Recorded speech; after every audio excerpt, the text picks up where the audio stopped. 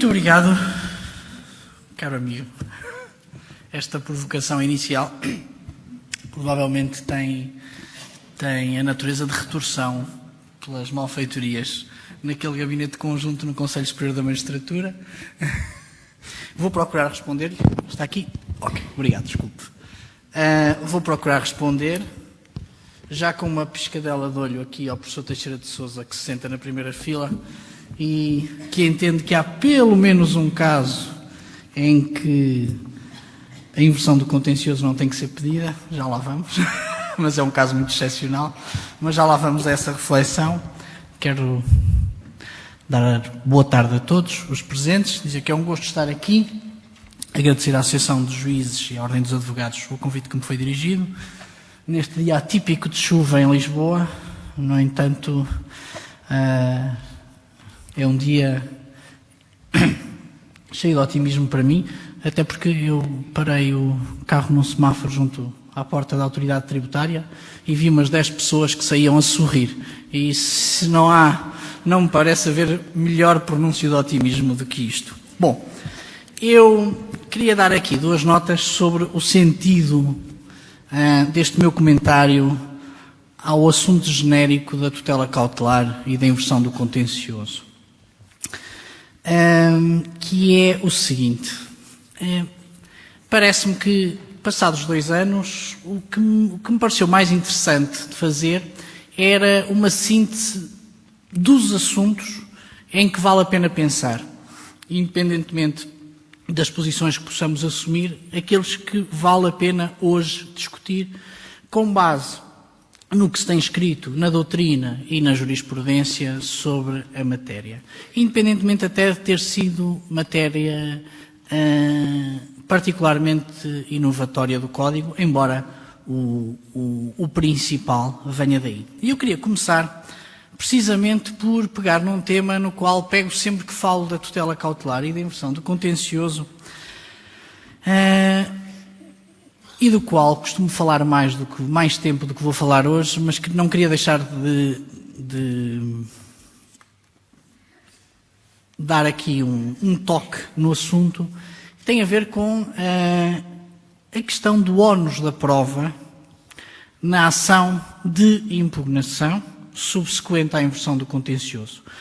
É um assunto que não está nem de perto nem de longe consolidado na jurisprudência e que tem sido essencialmente objeto de discussão em conferências e em artigos da doutrina e que, diria eu, a prática forense deve aguardar a definição desse problema com alguma, diria eu, ansiedade. E mais ainda, creio que o sucesso do Instituto da Inversão do Contencioso pode depender, em parte, da posição que se tome perante este problema. Agora, eu se calhar vou começar pelo fim. Vou dizer qual é a minha posição.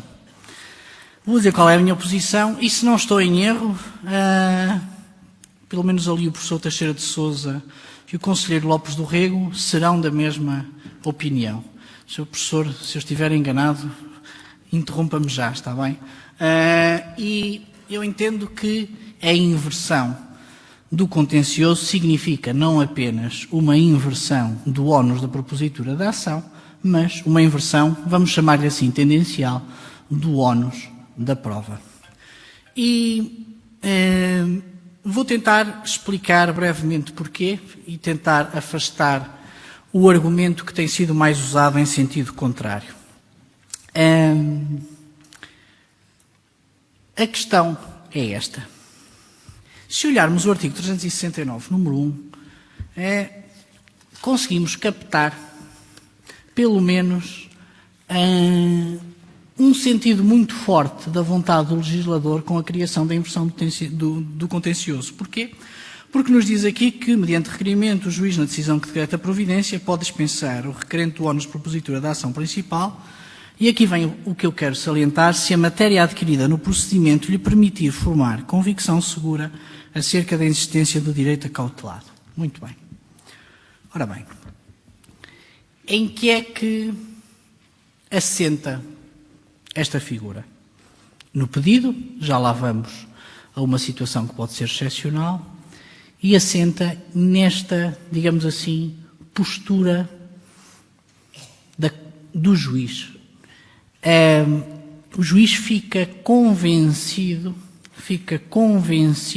de que, no fundo, vamos pôr isto em termos genéricos, de que conseguiu apreender quer a vertente de facto, quer a vertente de direito da relação jurídica em discussão, ou das relações jurídicas em discussão, em termos tais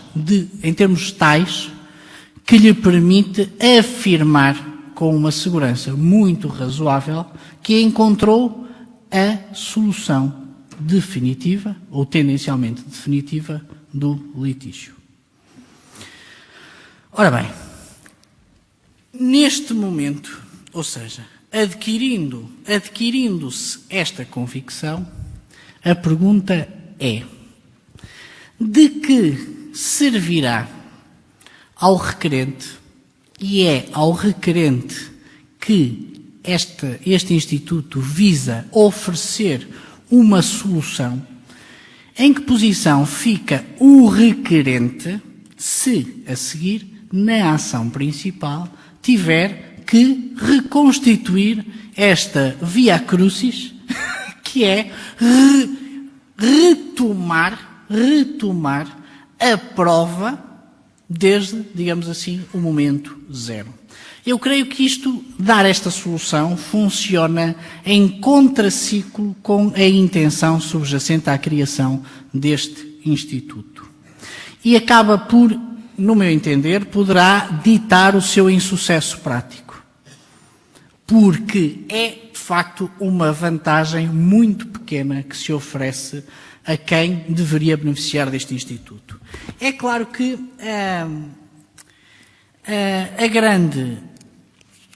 o grande argumento contra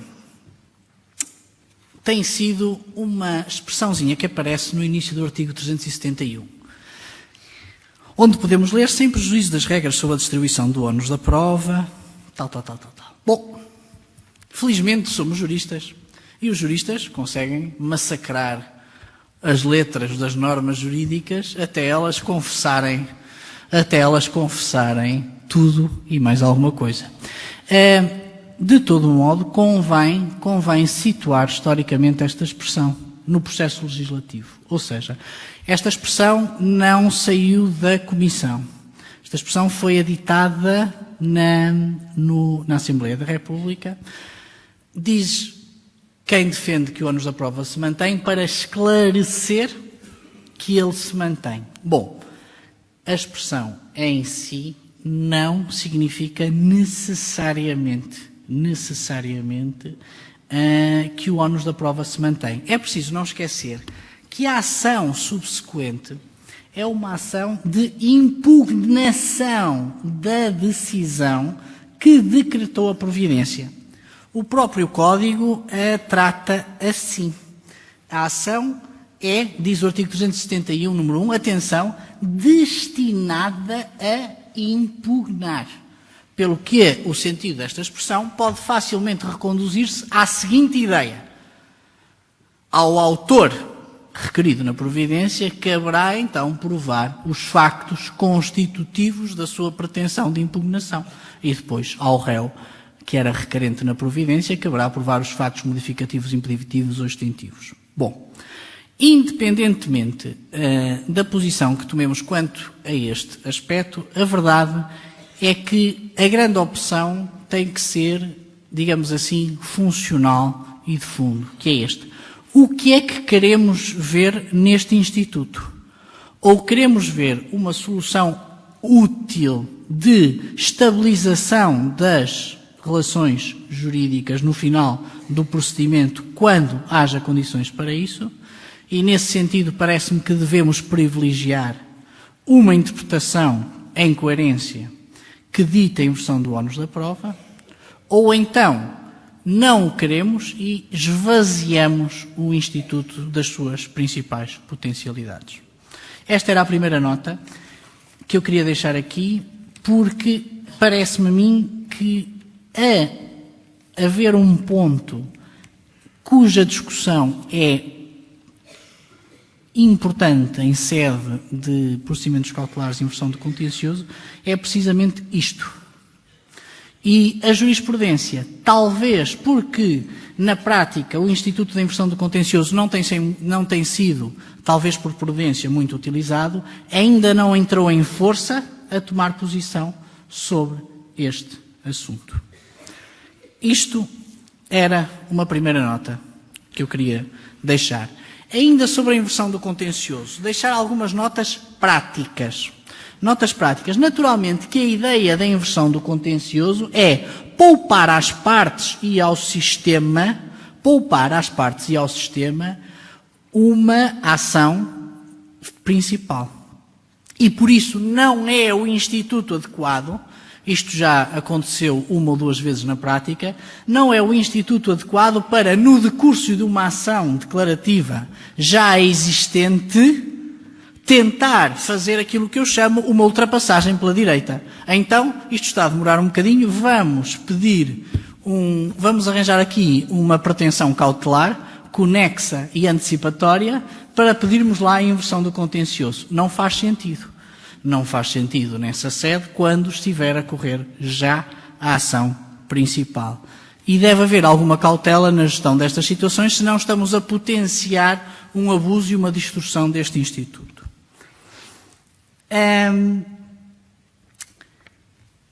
Outro problema que já tem sido colocado na prática. Diz-nos o artigo 368, número 1, dá-nos os requisitos genéricos do deferimento da providência. E diz-nos, são os clássicos, a providência é decretada desde que haja probabilidade séria de existência do direito e se mostre suficientemente fundado o receio da sua lesão. Dúvida que já foi colocada. Bom, na perspectiva do juiz. Então, e se for pedida a inversão do contencioso e fim do procedimento, vamos imaginar que com contraditório anterior à decisão, a uma primeira decisão, o juiz conclui: eu já tenho uma noção da solução jurídica e tenho uma segurança quanto ao facto, mas nunca existiu perigo. Ou seja, o juiz teria condições para a inversão do contencioso, mas falta-lhe um requisito típico do deferimento da providência cautelar requerida. Quid iuris? Mais um assunto para pensarem. Posso deixar a minha opinião. A minha opinião não deve ser decretado. E porquê? Por dois motivos. Essencialmente, porque a construção é complexa e exige o decretamento da providência articulado com a inversão do contencioso. Mas, acima de tudo, também para evitar usos anómalos desta figura, ou seja, tentando, a cavalo da inversão do contencioso, trazer para a sede cautelar aquilo que nada tem de cautelar, na esperança de obter uma decisão mais célere. E isto seria um sinal contrário e, a meu ver, anómalo no sistema, face a essa pretensão que não me parece legítima. Bom, e agora um ponto a que eu me referia logo no início e que podem encontrar, vou fazer aqui publicidade ao blog do IPPC, o Instituto Português de Processo Civil, onde a questão tem uma pequena anotação do professor Teixeira de Sousa, mas é um acórdão muito, muito interessante, porque ele ilustra muito bem precisamente estas fronteiras que foram suscitadas pelo Dr. Carlos Castelo Branco logo no início. Eu começava por enquadrá-lo, para lá chegar, começava por enquadrar com esta ideia. Nós sabemos, diz-nos o artigo 364, número 4, que nem o julgamento da matéria de facto, nem a decisão final proferida no procedimento cautelar têm qualquer influência no julgamento da ação principal. Certo? E porquê? Bom, por uma razão simples, não é? Que nós sabemos da prática, porque são, à partida, diferentes os padrões de aferição da situação jurídica. Nós dizemos que é uma análise perfunctória, é a expressão usual. Eu, por acaso, devo dizer que sempre que eu via a expressão o fumus boni iuris, eu ficava parado a pensar, e ainda fico. Porquê? Para já, porque tem algo de assustador. É o direito que parece bom e depois surpreende. É uma espécie de lobo em pele de cordeiro, não é? É o direito que parece bom, mas depois chegamos ao pé dele, afinal é mau. Mas acima de tudo, porque é uma expressão que eu quase sempre senti que errava o alvo. Porquê? Faz-nos pensar no direito. Mas na verdade, no procedimento cautelar, o juiz não está... O fumus do juiz diz respeito ao direito, ou seja, à solução jurídica, mas porque o fumus incide sobre o facto. Ou seja, quando o juiz está preparado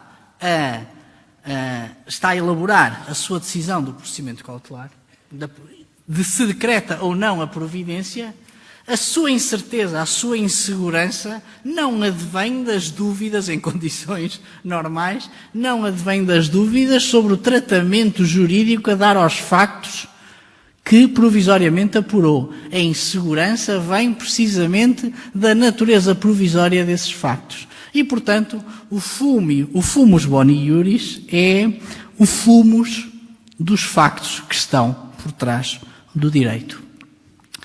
Mas, assim sendo, cumpre perguntar, e é aqui que chegamos ao tal acórdão, em que eu não me vou deter muito, mas posso remeter para a anotação do professor Teixeira de Sousa, que inclusivamente dá outros exemplos de casos semelhantes, assim me poupando a desenvolver lateralmente o comentário. Diz respeito a uma situação em que o regime substantivo exija já uma prova acabada e tendencialmente definitiva dos pressupostos do direito que se pretende acionar. Isso pode acontecer. O caso deste acórdão é paradigmático, também está estudado na doutrina, há um artigo da doutora Mónica Jardim sobre o assunto, que aliás o acórdão cita, e tem a ver com as garantias bancárias. Nós sabemos como é que funciona a garantia bancária autónoma à primeira solicitação, sabemos que, em termos genéricos, o banco tem que pagar. E o banco tem que pagar, e trata-se de um instituto jurídico que está especialmente pensado para ninguém ter que discutir à porta do banco se é para pagar ou não pagar. Sabemos isto. Ou seja, temos um instituto que está pensado para arredar a discussão para um momento posterior e para, digamos assim, blindar o pagamento perante o beneficiário da garantia. Certo? Pronto, sabemos que é assim. E, naturalmente, como sabem também, a doutrina e a jurisprudência, chocadas com algumas situações de abuso, foram encontrando válvulas de escape. Certo? Ou seja, já se sabe, e sabemos também, que não há pagamento em caso de fraude ou abuso manifestos. E aqui é que está.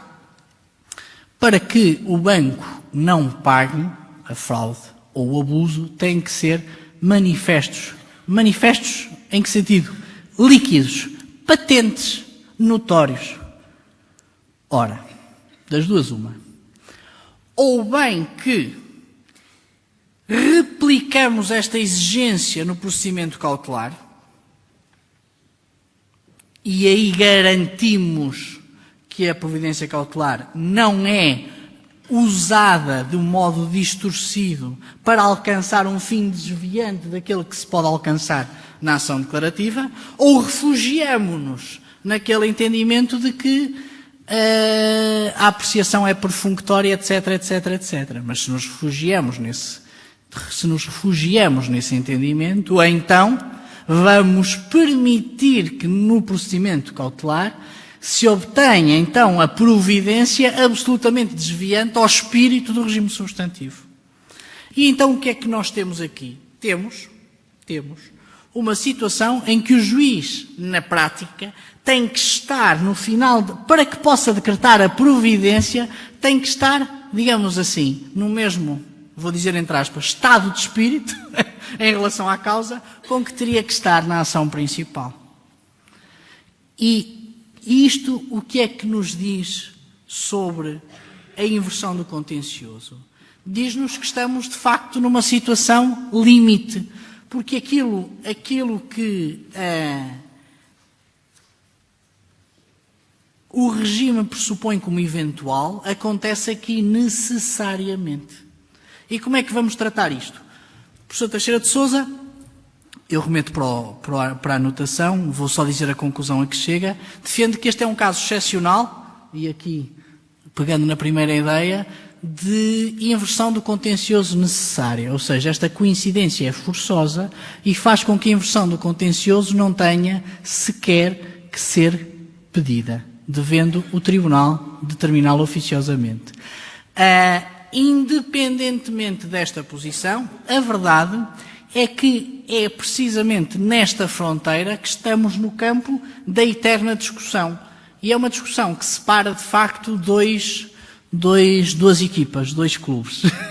Aqueles que preferem a solução encontrada neste código, que é a da inversão do contencioso, deixando então a possibilidade, com o ónus correspondente, de intentar uma ação principal, e, digamos assim, o outro clube, o clube daqueles que preferiam uma solução, que será o desta senhora mestranda, que preferiam uma solução semelhante à do CPTA, semelhante à do regime processual experimental, em que o juiz, em vez de dizer eu inverto aqui o ónus de propositura e, entre aspas, para quem assim entender o ónus da prova, eu antecipo já o juízo da causa principal e profiro uma sentença que conhece em definitivo do objeto da causa. Profiro, no fundo, antecipo a sentença que seria da ação declarativa.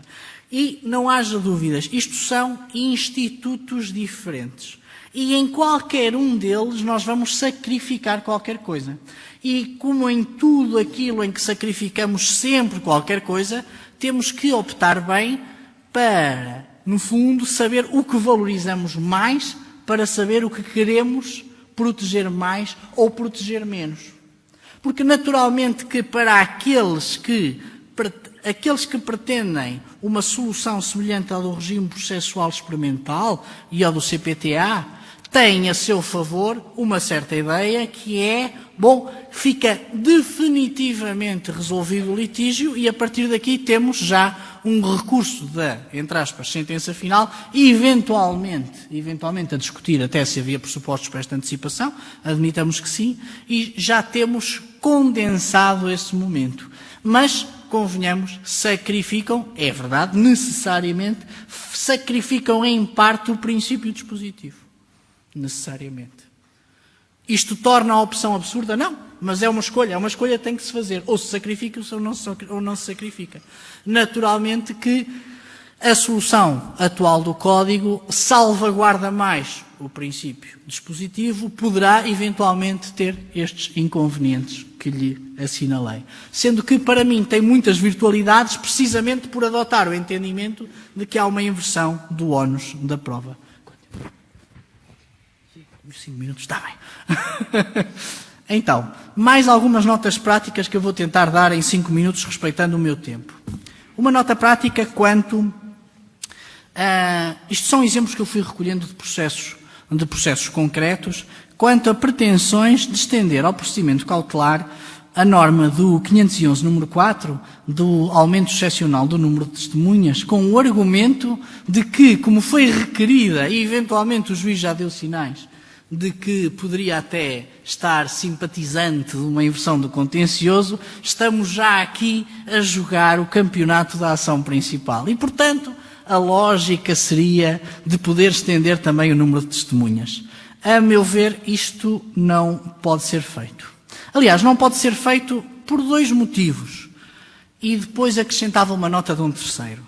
Primeiro porque a norma O 365, número 3, manda aplicar diretamente as normas gerais dos incidentes. E aí a opção do legislador é clara de limitar a produção da prova. E, portanto, o juiz o que deve fazer é, eventualmente, aliás, eu digo mais, o juiz não deve entrar em contradição. E, por isso, se sentir que há efetivamente necessidade de mais prova, então deve concluir que não está em condições de inverter o contencioso. Assim sim, caso contrário, estamos a abrir as portas, uma vez mais, à transformação do procedimento cautelar, com as suas características típicas de urgência, etc., etc., etc., etc., em algo para que não foi pensado, nem estruturado, nem sequer com a inversão do contencioso.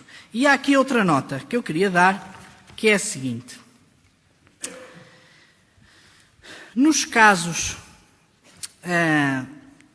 também já me foi colocada esta questão, por juízes, que é a seguinte.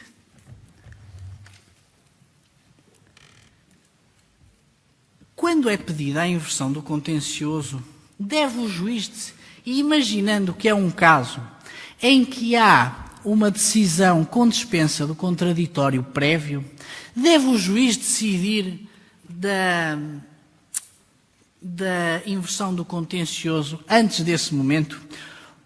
Os meus instintos mais primários, os meus instintos são quase todos muito primários, mas estes diriam-me não.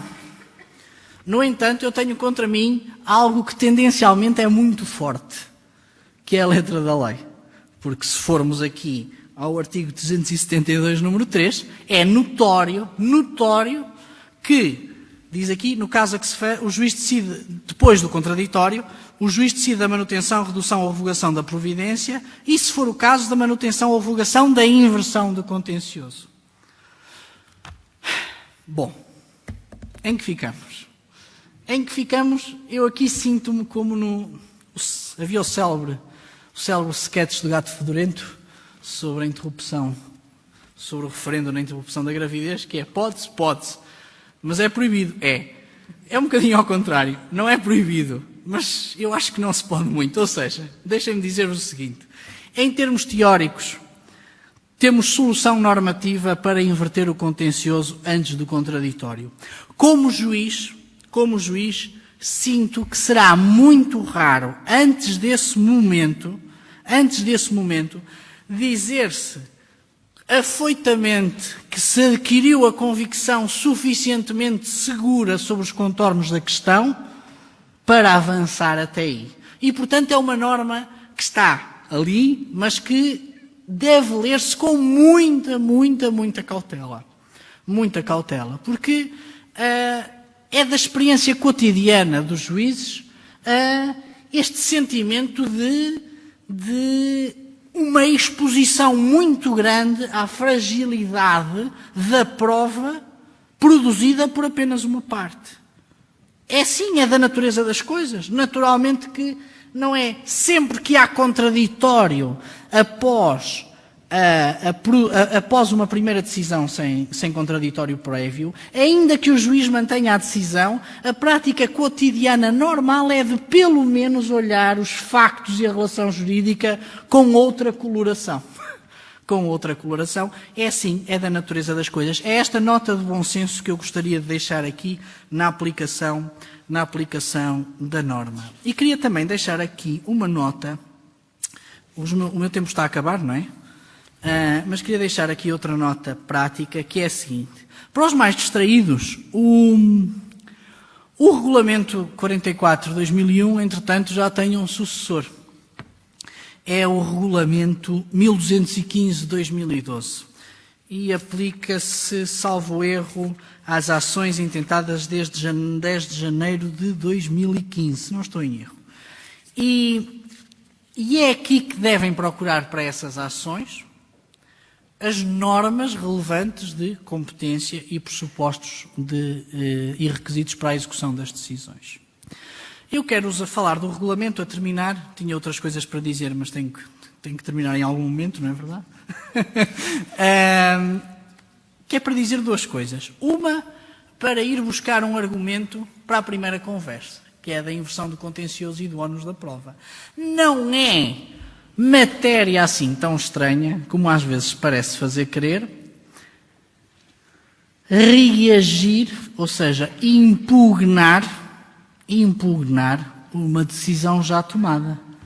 O próprio Regulamento 44, o próprio Regulamento 1215/2012 prevêem que as decisões que os Estados, na lógica de confiança mútua, estão, entre aspas, a importar de outros Estados da União Europeia, possam ser impugnadas com determinados fundamentos, é certo.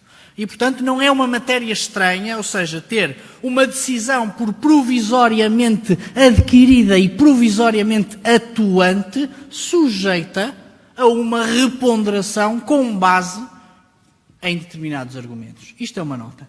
A segunda nota que eu queria dar, também sem desenvolver muito, é só que tenham atenção, porque neste regulamento, e sempre que tiverem, então, sempre que tiverem situações plurilocalizadas, devem ter em consideração e pretendam pedir medidas cautelares, devem ter em consideração, para este, aqui dirijo-me aos advogados, para esses vossos clientes que fizeram negócios temerários em Badajoz, ou mesmo mais longe, que o regulamento, de facto, fala da competência, ou trata a competência dos tribunais internacional, dos tribunais, para decidir a adoção de medidas cautelares, medidas provisórias, em termos, digamos assim, bifásicos. Porquê? O regulamento, por um lado, não impede que uma determinada medida seja requerida num Estado em que deve ser aplicada, mas atenção, mas condiciona o reconhecimento e a execução dessa medida ao requisito de ter sido requerida no mesmo Estado que era competente para conhecer a ação principal. Isso é, na prática, é muito importante, senhores doutores, é muito importante porque podem, ou seja, ficar impressionados com a facilidade que é requerer no Estado X, mas depois ficarem sem o que mais vos interessa, que é a decisão poder circular. Eu chamo, para não perder mais tempo, a atenção, por exemplo, para o considerando 33.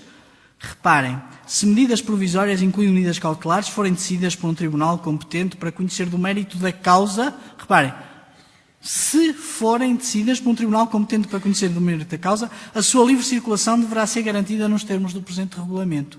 E esta norma encontram-na depois também vertida, ou mesmo a mesma ideia está vertida quer no artigo 2º, quer no artigo 33. 1 minuto e não mais, só para deixar telegraficamente uma nota para um acórdão interessantíssimo. Aqui uma declaração de interesse é que o relator, o juiz desembargador, é hoje o juiz conselheiro com quem eu trabalho no Tribunal Constitucional, mas que não me encomendou o sermão. E é o acórdão da relação de Coimbra 16/9/2014 que analisa um caso interessantíssimo sobre a possibilidade, e eu digo-vos, tomem nota e vão ler porque eu já não tenho tempo de falar dele, mas é um caso interessantíssimo para a prática, que é a possibilidade de requerer um arresto, no caso, um arresto de crédito, relativamente a obrigações, e aqui era o Estado de Israel, não só sem conexão com o Estado português, mas no caso até sem conexão com nenhum Estado da União Europeia. E o acórdão é uma reflexão muito interessante sobre os limites de territorialidade, no fundo, das pretensões cautelares em geral, mas também, e no caso, daquelas que implicam uma agressão patrimonial. E, no fundo, faz uma reflexão e uma articulação entre a natureza do arresto e a natureza da penhora. Eu tinha outras coisas para dizer, mas creio que atingi o meu tempo e eu gosto de o respeitar. Muito obrigado pela vossa atenção. Muito obrigado.